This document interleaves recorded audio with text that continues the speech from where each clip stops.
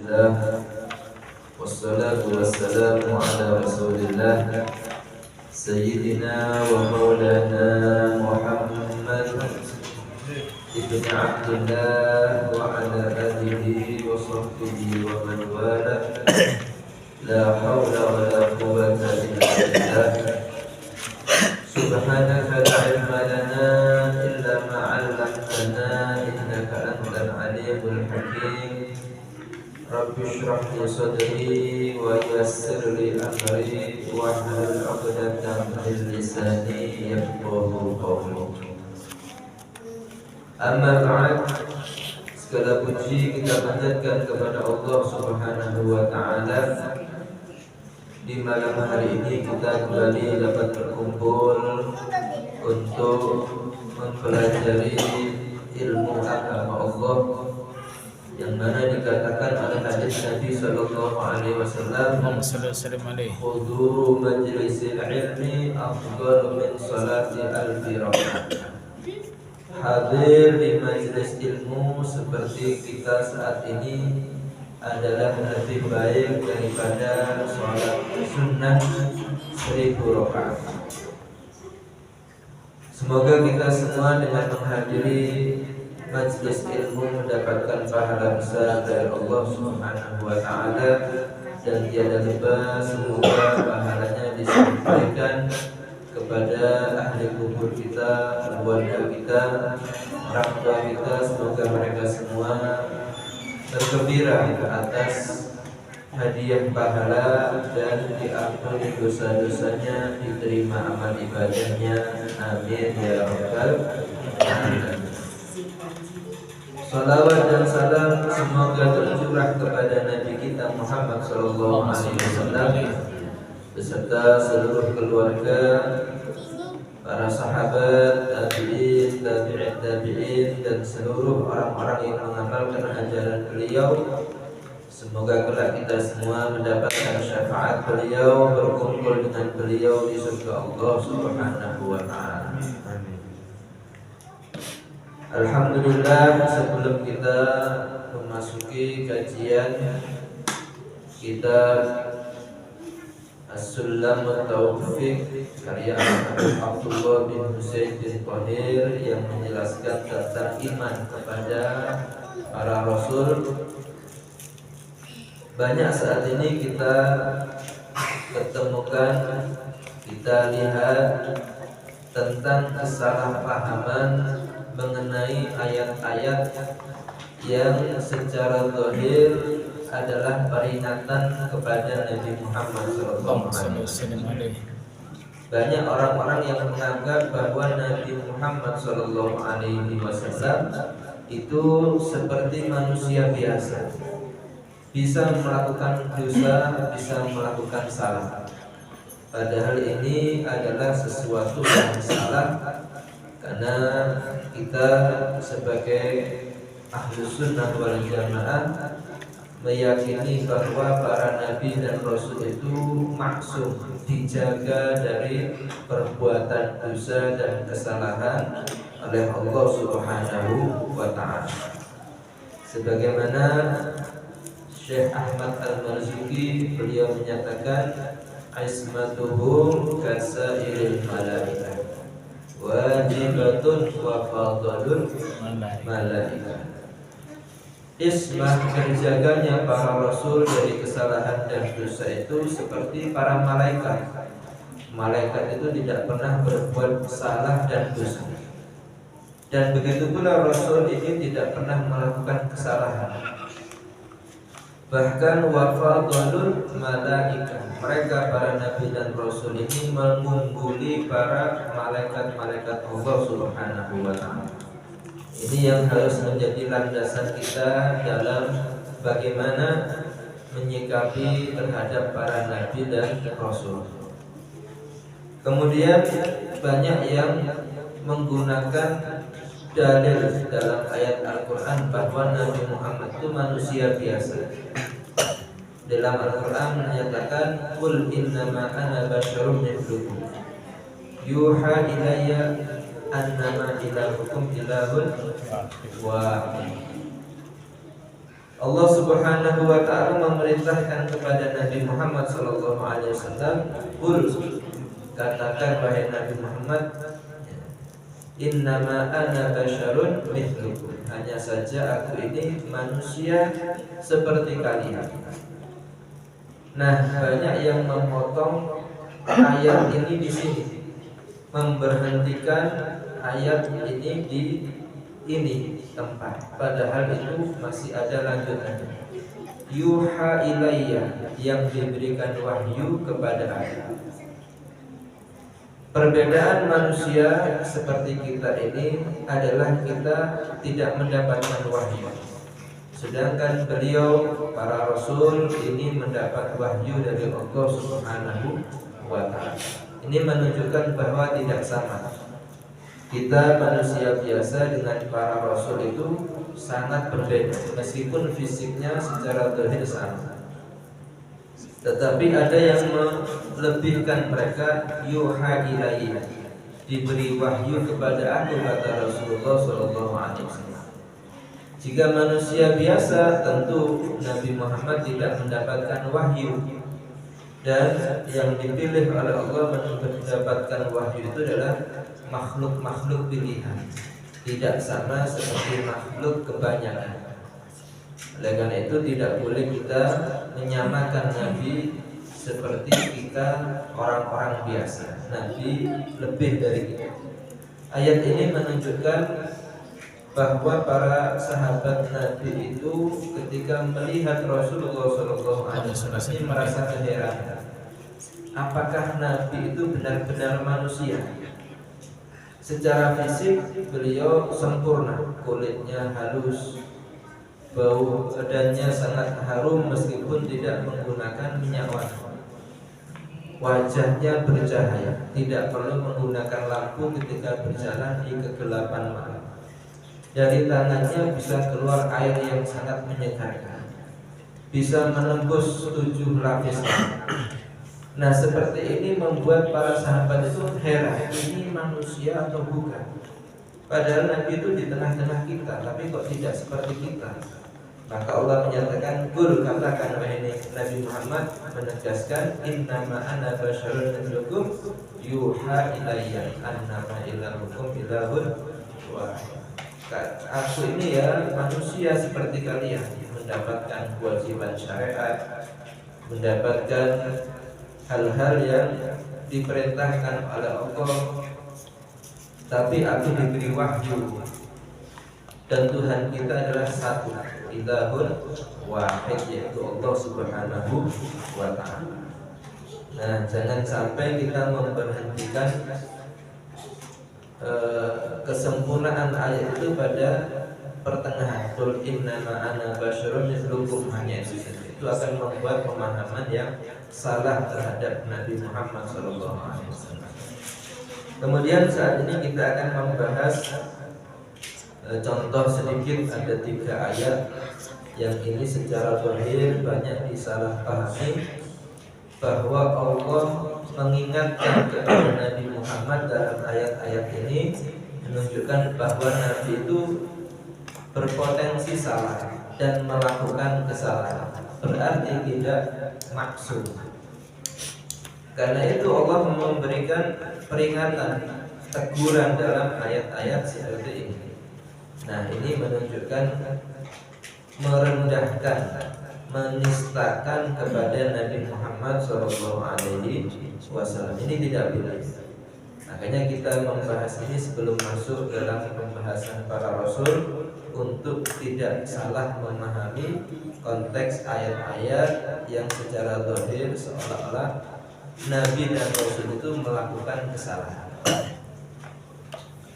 Satu ayat di dalam surat Al-Ahzab, di ayat ke-37 Allah menyatakan, "Wa in taqulu lil ladzi an'ama Allahu 'alaihi wa an'amta 'alaihi amsik 'alaika zawjaka wattaqillaha wa tukhfi fi nafsika ma Allahu mubdihi wa takhshan nas wallahu ahaqqu an takhsha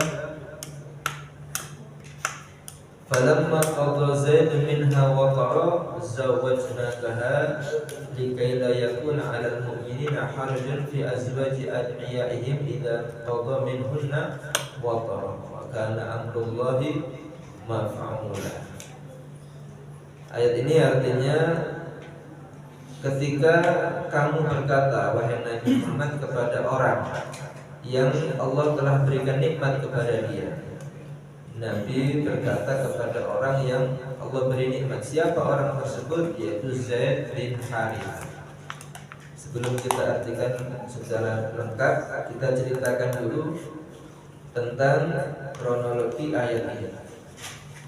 Ketika itu adalah Rasulullah SAW mendapatkan dari istri beliau Siti Khadijah seorang budak laki-laki yang beliau beli dan merdekakan.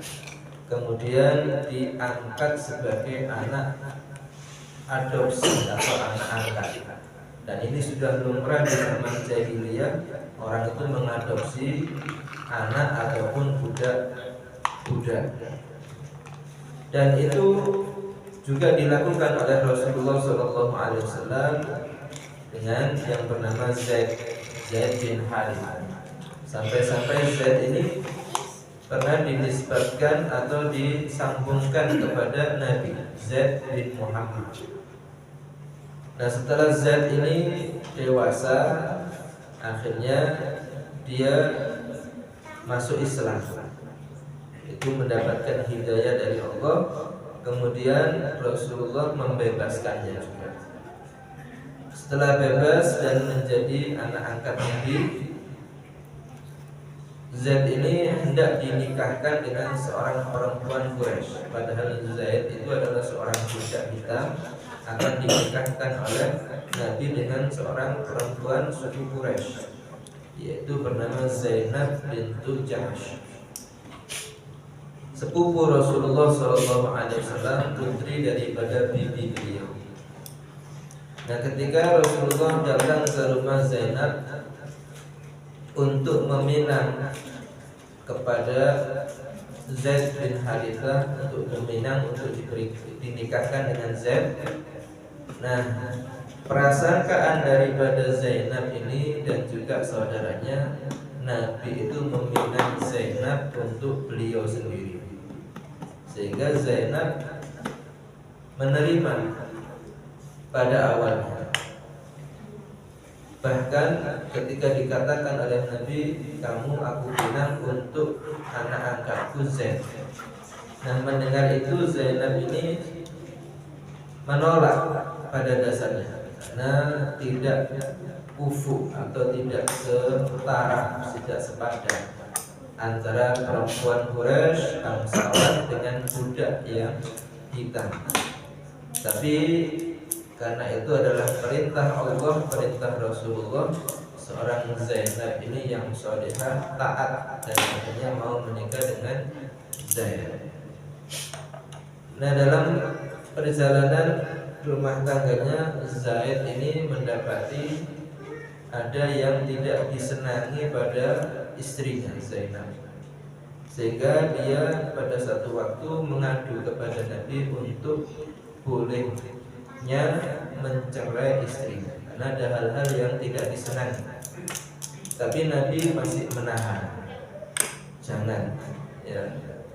Dan waktu itu setelah ada pengaduan daripada Zaid, Allah memberikan informasi bahwa nanti Zaid itu akan mencerai Zainab dan Allah akan menikahkan Zainab kepada Nabi Muhammad Sallallahu Alaihi Wasallam. Nah, berita itu tidak langsung salah paham dengan Nabi, suudzon kepada Nabi Muhammad Sallallahu Alaihi Wasallam, itu bisa murtad, naudzubillah, ya. Sehingga Nabi tidak segera memberikan kabar bahwa nantinya Zainab ini akan menjadi istri Nabi, karena dianggap menikah dengan menantunya sendiri, padahal itu adalah anak adopsi, anak angkat, dan istri anak angkat itu tidak mahram dengan ayah angkatnya dan boleh dinikah karena bukan mahram. Tapi karena di waktu itu masih jahiliyah, tidak paham dengan syariat, ini akan menjadi kasus yang viral, akan menjadi desas-desus, sehingga Nabi tidak mau menceritakan dulu sebelum benar-benar terjadi Zaid menceraikan Zainab, dan itu nanti sudah akan terjadi. Nah, ayat itu kita kembali kepada artinya, ketika engkau berkata wahai Nabi Muhammad kepada orang yang Allah telah berikan nikmat kepada dia dengan masuk Islam, wa an'amta alaihi, dan kamu berikan kenikmatan atas dia dengan membebaskannya. Siapa dia itu? Zaid bin Harithah, yang dulunya adalah tawanan budak jahiliyah, diangkat, dimerdekakan oleh Nabi dan diangkat anak oleh Nabi Shallallahu Alaihi Wasallam. Amsik alaika zaujaka wattaqillah, tahan atas kamu istri kamu, takwalah kamu kepada Allah, jangan langsung dicerai. Wa tukhfi fi nafsika wallahu mubdihi wa takhsha, wa tukhfi fi nafsik, dan engkau menyembunyikan informasi dalam diri kamu apa yang telah Allah tampakkan. Nah, yang di garis bawah itu wa takhshan nas, kamu sembunyikan dan kamu malu, kamu takut kepada manusia. Wallahu ahaqqu an takhsha, dan sedangkan Allah itu yang lebih berhak untuk kamu takut kepadanya. Artinya banyak orang yang menyalahpahami ayat ini bahwa Nabi itu takut kepada manusia di dalam menyampaikan kebenaran. Nah, ini keliru. Ini tidak boleh dinisbatkan sifat takut yang termasuk kekurangan pada seorang Nabi dan Rasul. Takut di sini adalah takut Nabi itu ketika disampaikan kepada orang-orang yang belum memahami syariat Islam akan menjadi suudzon dengan Nabi Muhammad SAW. Masa menantu sendiri dinikah?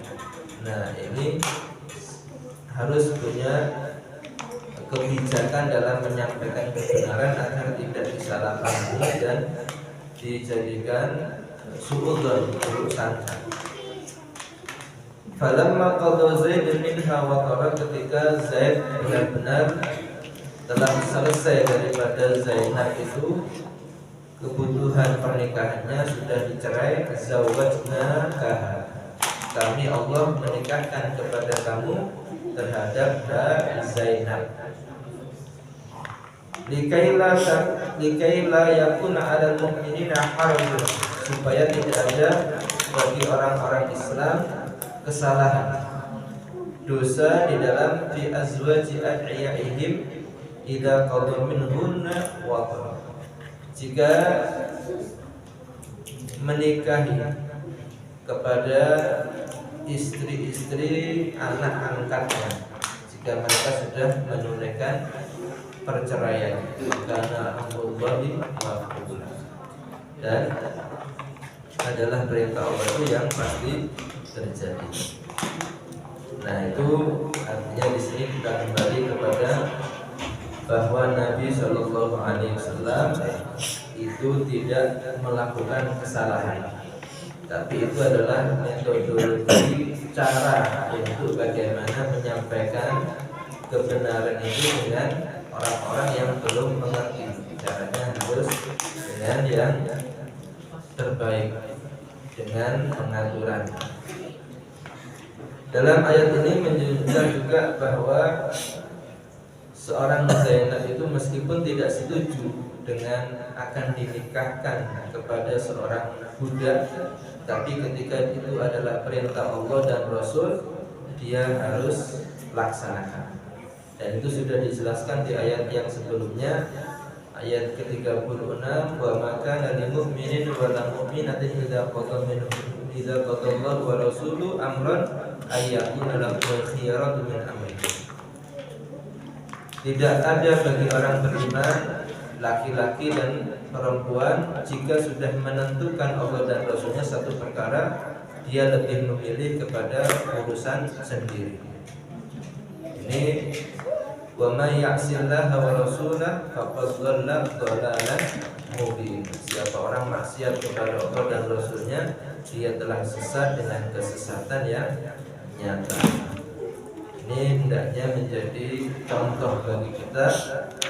Kalaupun kita tidak setuju atas satu perintah kewajiban dari Allah, tetap kita harus laksanakan karena taat kepada Allah Subhanahu wa taala. Kemudian di sini ada satu yang satu-satunya dalam Al-Qur'an, yaitu sahabat Nabi Muhammad SAW yang disebutkan di dalam Al-Qur'an itu hanya Zaid saja. Walamma qada Zaidun minha waqara. Nah, Zaidun di situ disebutkan. Sedangkan sahabat yang lain seperti Sayyidina Abu Bakar, Umar, Utsman, kenapa tidak disebut di dalam Al-Qur'an? Nah, konteks ayat ini adalah untuk membesarkan hati seorang Zaid. Nah, Zaid ini berharap dengan pernikahan itu mendapatkan kebahagiaan, sakinah, mawaddah, warahmah dalam waktu yang selama-lamanya. Tetapi Allah menghendaki meskipun laki-lakinya soleh, perempuannya solehah seperti itu, kalau sudah ditakdirkan berpisah, dia akan berpisah. Nah, Zaid disebutkan di sini untuk menunjukkan bahwa selamanya Zaid itu akan dikenang di dalam Al-Quran. Dan kabar gembira bahwa Zaid itu adalah akan masuk ke dalam surga Allah Subhanahu wa ta'ala. Sehingga meskipun dia sedih dengan perceraian, dia merasa kecewa, tetapi dengan kegembiraan dari ayat Al-Quran ini menjadi terobati. Bahkan itu menjadi kebanggaan bagi Zaid. Begitu pula dengan Zainab, yang asalnya Zainab ini lebih senang kalau dipinang untuk Nabi Muhammad SAW, karena sudah satu taraf, sekufu dari suku Quraisy, bangsawan, dan juga masih ada hubungan kerabat. Nah, tetapi Allah memberikan ujian, dia menikah dengan seorang budak, tapi setelah dia bersabar kembali mendapatkan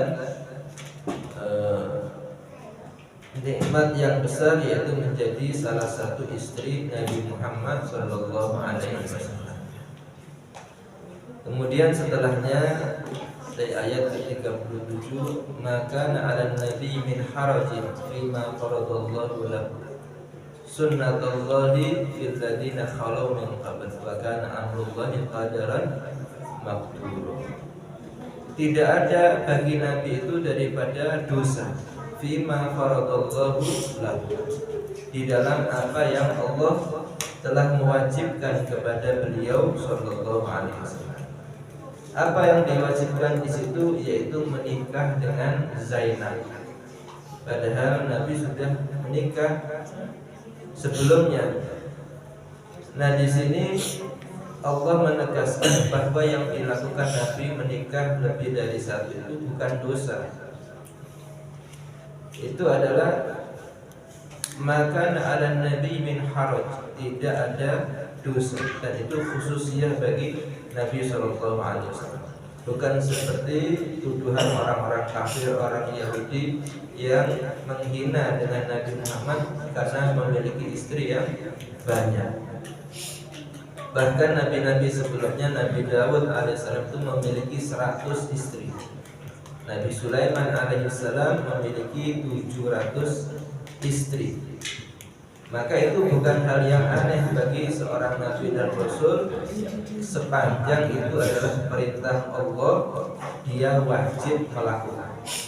Justru kalau tidak menikah dengan Zainab, maka nabi ini melanggar perintah Allah Subhanahu wa ta'ala. Jadi pernikahan Rasulullah SAW itu semuanya kewajiban dari Allah Subhanahu wa ta'ala, bukan seperti kita karena nafsu atau yang lain. Nah, ini dalam kita memahami konteks ayat yang secara zahir seolah-olah Nabi itu disalahkan, tapi pada dasarnya itu adalah pujian dari Allah kepada Nabi Muhammad SAW, dan juga pujian kepada para sahabat-sahabat yang taat atas perintah Allah dan Rasulullah SAW. Berikutnya yang juga banyak orang-orang salah memahami dalam ayat-ayat ini, yaitu di dalam surat Abasa. Bismillahirrahmanirrahim. Abasa wa tawalla an ja'ahul a'ma wa ma yudrika la'allahu yazzakka aw yazzakkaru fatanfa'ahu dzikra amma man istaghna fa anta lahu tasaddaq wa ma 'alaika alla yazzakka wa amma man ja'aka yas'a wa huwa yakhsha fa anta 'anhu talaha. Ayat ini menjelaskan yang artinya abasa, dia bermuka masam, wa tawalla, dan berpaling, memalingkan diri, anja'ahul a'ma, ketika datang seorang yang buta, yaitu Abdullah bin Ummi Maktum. Wa ma yudrika la'annahu yazzakka, dan kamu tidak tahu, mungkin saja dia itu yazzakka, lebih bersih hatinya daripada orang yang ada di sekitar kamu. Au yazzakkaru manfa'u dzikr, atau dia akan mengambil nasihat, akan menjadi manfaat bagi dia itu nasihat. Amma man istaghna, adapun orang yang merasa cukup dengan hartanya, fa anta lahu tasaddaq, kamu fokus kepada dia. Wa ma 'alaika alla yazzakka, dan tidaklah atas kamu kecuali dia tidak akan beriman. Allah yazzakka itu artinya Allah yu'min, tidak beriman.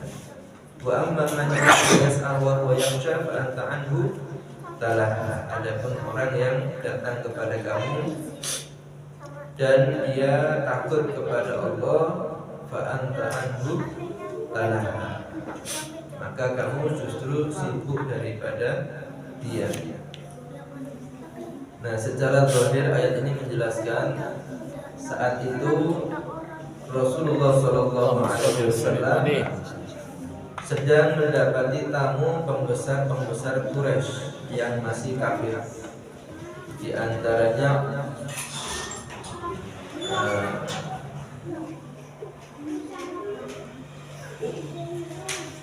banyak pembesar Quraisy, di antaranya yang datang waktu itu adalah Abu Jahal.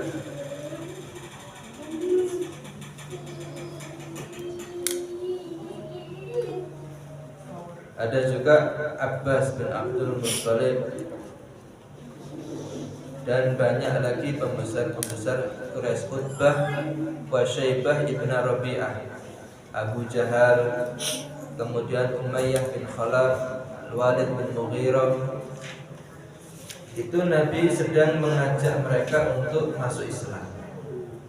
Nah, tengah-tengah fokus menjelaskan Islam kepada pembesar-pembesar kafir Quraisy ini, seorang yang buta, Abdullah bin Ummi Maktum, masuk menyela pembicaraan Nabi, ingin tanya tentang Islam. Nah, dalam hal ini kalau kita perbandingkan dengan keadaan kita ketika kita sedang menjelaskan ilmu seperti ini, kemudian ada orang tiba-tiba datang menyela, minta untuk diberikan pemahaman, diberikan penjelasan. Nah, ini adalah tidak etis. Seseorang yang baru datang itu harusnya dia mengantri. Setelah yang lain selesai dilayani, baru giliran dia yang akan mendapatkan jatahnya. Itu secara etika seperti itu. Sehingga apa yang dilakukan Nabi dengan tidak memperhatikan yang baru masuk itu menurut kita adalah wajar,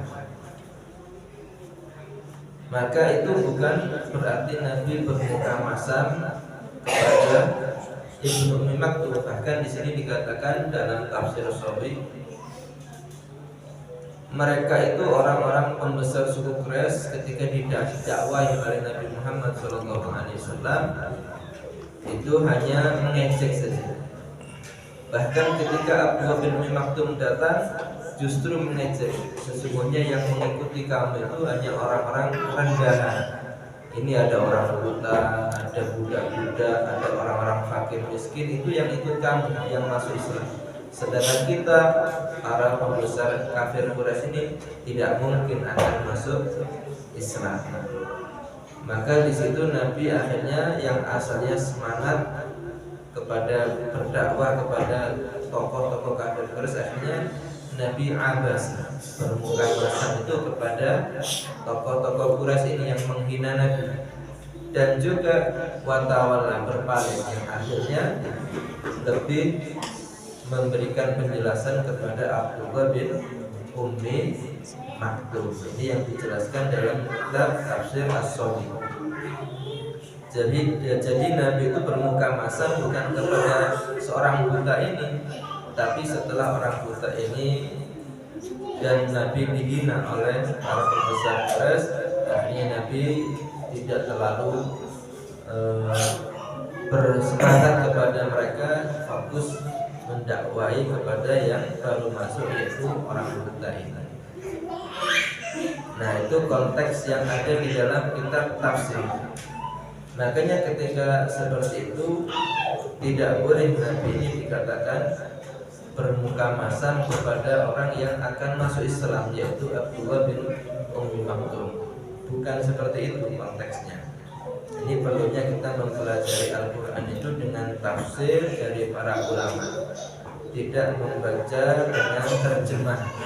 Itu akan membuat pemahaman yang salah. Yang terakhir, sebelum ini kita selesaikan, ada tentang ayat di surat At-Tahrim. Itu Nabi mengharamkan apa yang telah Allah halalkan. Surat At-Tahrim, Allah Subhanahu wa taala menyatakan, ya ayyuhan nabiyyu lima tuharrimu ma ahallallahu lak tabtaghi mardata azwajik wallahu ghafurur rahim. Allah menyatakan ya ayyuhan nabiyyu, wahai nabi. Nah, panggilan ini adalah panggilan kehormatan Allah kepada Nabi Muhammad SAW.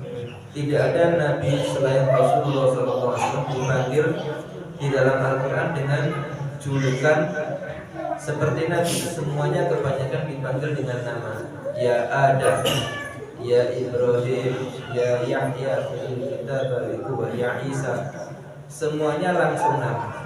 Tapi khusus kepada Rasulullah SAW, Nabi Allah Subhanahu wa taala membahasakan ya ayyuhan nabi, wahai seorang nabi. Nah, dengan panggilan kehormatan ini tidaklah Allah menjelekkan atau memberikan peringatan tentang keburukan Nabi SAW. Allah membahasakan itu. Kenapa kamu mengharamkan apa yang telah Allah halalkan untuk kamu? Karena alasan ingin mendapatkan ridho, tabtaghi mardata azwaj, ridho kepuasan daripada istri-istri kamu. Wallahu ghafurur rahim. Sedangkan Allah Maha Mengampuni dan Maha Menyayangi. Ayat ini diceritakan adalah ketika itu para istri-istri Nabi ini, diantaranya Sayyidah Hafsah putri Sayyidina Umar bin Khattab, juga Siti Aisyah radhiyallahu anha, ini semuanya merasa cemburu kepada seorang perempuan hina menurut mereka, yaitu Maria Al-Qibtiyah, seorang budak perempuan yang dihadiahkan oleh Raja Muqawqis kepada Rasulullah SAW. Nah, di antara seluruh istri Nabi itu tidak ada yang memiliki anak kecuali Siti Khadijah dan juga Mariatul Qibtiyah yang seorang budak berhadiah daripada Raja Muqawqis. Sedangkan yang lain seperti Siti Hafsah, Siti Aisyah, Maimunah, Zainab tadi itu mereka merasa iri dengan seorang budak ini karena justru dia mendapatkan putra dari Rasulullah SAW, yaitu yang bernama Ibrahim, meskipun meninggal dunia di waktu kecil. Nah, akhirnya ada satu waktu ketika Rasulullah SAW itu waktunya bermalam ada di tempat Siti Hafsah. Nah, Siti Hafsah waktu itu minta izin kepada Nabi SAW untuk datang ke rumah ayahnya, yaitu Umar bin Khattab. Diizinkan oleh Rasulullah. Nah, ketika diberi izin, dia datang ke rumah ayahnya, menginap di rumah Umar bin Khattab. Nah, di waktu itu Nabi juga minta izin, kalau kamu pergi tidak ada di rumah, aku minta izin Maria, biar dia tinggal di rumah kamu malam ini menemani saya. Diizinkan oleh Siti Hafsah. Nah, tetapi karena namanya perempuan itu tetap ada memiliki sifat naluri tidak mau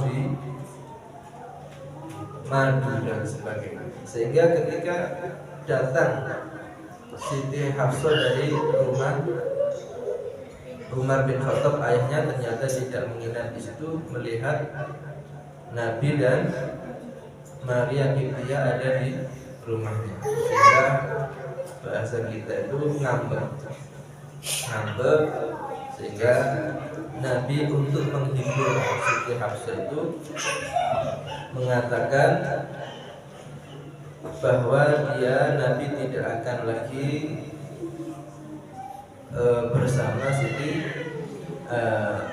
bersama dengan Maria Al-Qibtiyah. Nah, itu padahal halal bagi Rasulullah SAW. Nabi sampai menyatakan dia alayya haram, itu Maria bagi aku haram. Altamis bidzalika ridhoki, aku melakukan itu untuk mencari ridho kamu, ridhonya Siti Hafsah. Nah, karena ingin mencari ridho, mendapatkan kepuasan dari seorang istri, Nabi sampai seperti itu. Ini sifat kasih sayang Nabi, jangan sampai ada masalah antara istri satu dengan istri yang lain. Nabi mengalah, kalau tak boleh sudah saya tidak mau. Yang penting kamu jangan sampai enggak. Kalau dilarang sama ini ya sudah, saya akan tinggalkan, saya haramkan. Nabi mengalah untuk istri-istri. Nah, seperti ini dilarang sama, jangan seperti itu. Allah melarang Nabi, jangan kamu wahai Rasulullah la yambagilaka an tashtagila bima yurdil khalq. Kalau Allah sudah melarang, jangan kamu sibuk mencari ridho makhluk. Sudah, tinggalkan istri kamu. Meskipun dia ngambek, marah, selama Allah halalkan, sudah tidak perlu repot-repot cari kepuasan istri. Bala'in azwajaka wa sa'iral khalqi tas'afi ma. Yang tepat itu justru istri-istri kamu harus cari ridho suami, istri-istri cari ridho suami, bukan suami yang mencari ridho istri. Biarkan saja. Kalau dia ngambek ya sudah. Bahkan dalam ayat yang lain, jika sampai mereka itu seperti itu, kata Allah di dalam ayat keempat dari surat tadi lanjutannya, asarabuhu in talaqakunna ayyubilahu azwajan khairan minkun muslimatin mu'minatin wanitatin saibatin abidatin saihatin tayyibatin wa abkar. Allah menjelaskan nanti Allah Tuhan kamu akan, jika kamu mentalak mereka, istri-istri kamu talak semua itu, nggak usah bingung, Allah akan ganti mereka untuk kamu dengan perempuan-perempuan khairan minkun, yang lebih baik dari mereka kalian semua. Allah yang jamin, tak usah bingung urusan istri. Kalau dia berbuat yang tidak tepat, justru suami harus taat sama istri, tinggalkan. Allah akan ganti dengan istri yang lebih baik. Mukminatin muslimatin, mukminatin orang yang berislam, beriman, qanitatin yang taat, taibatin yang banyak taubat, abidatin ahli ibadah, sajidatin ahli sujud, tayyibatin wa baik yang sudah janda ataupun yang masih janda. Nah itu Allah menjelaskan bahwa Nabi itu tak perlu capek-capek cari ridho istri, tak seperti itu. Jadi bukan Nabi yang disalahkan, justru ini istri yang disalahkan. Istri-istri Nabi itu kalau bikin Nabi itu nggak enak, ngambek sama Rasulullah SAW, Nabi dilarang untuk cari ridho mereka. Sudah, nggak perlu kamu bingung-bingung. Kalaupun kamu talak mereka semua itu, Allah ganti yang lebih baik. Nah, ini menunjukkan bahwa yang salah itu bukan Nabi Muhammad SAW. Justru yang salah dalam masalah ini adalah istri-istri Nabi Sallallahu Alaihi Wasallam. Karena dalam memahami konteks ayat-ayat Al-Quran itu tidak boleh lepas daripada tafsir-tafsir para ulama yang benar, sehingga tidak merendahkan kepada sosok Rasulullah SAW, menistakan kepada Nabi, menisbatkan kekurangan kepada Nabi Muhammad SAW. Itu akan menjadikan kesalahan akidah dan na'udzubillah bisa murtad. Na'udzubillah min dzalik wa la'aminkum. Assalamualaikum warahmatullahi wabarakatuh.